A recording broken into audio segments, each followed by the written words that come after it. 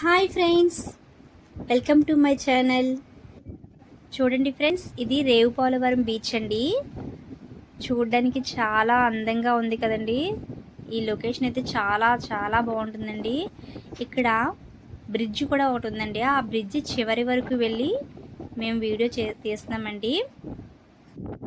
ఈ బ్రిడ్జి దగ్గర నుంచి చూస్తుంటే లొకేషన్ అయితే మాత్రం చాలా ఆహ్లాదకరంగా, మనసుకు చాలా ప్రశాంతంగా ఉంటుందండి.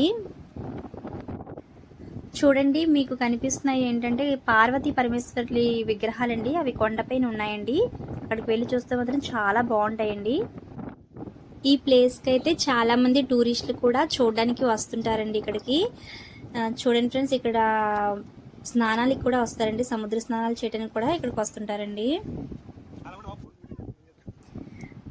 చూడండి, సముద్రం పక్కన కొండ మీద ఉన్న గుడి ఇక్కడ ఒకటి ఉంది. అది ఏంటంటే శ్రీ లక్ష్మీ మాధవస్వామి కోవిలండి.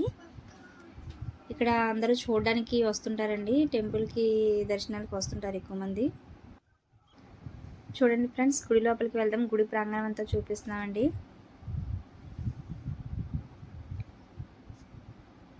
చూడండి ఫ్రెండ్స్, మేము మధ్యాహ్నం టైంలో రావడం వల్ల గుడికి తాళం వేస్తుంది. చూడండి ఫ్రెండ్స్, ఒకసారి మీరు కూడా దేవుని దర్శించుకోండి.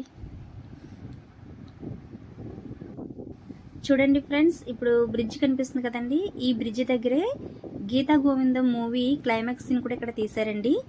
నెక్స్ట్ అక్కడ కొండ కనిపిస్తుంది కదండి. ఈ కొండ దగ్గర సింహాద్రి మూవీలోని అమ్మైన నాననే సాంగ్ని ఇక్కడ తీశారండి. ఇలా చాలా సినిమా షూటింగ్స్ అయితే ఇక్కడ జరిగాయండి.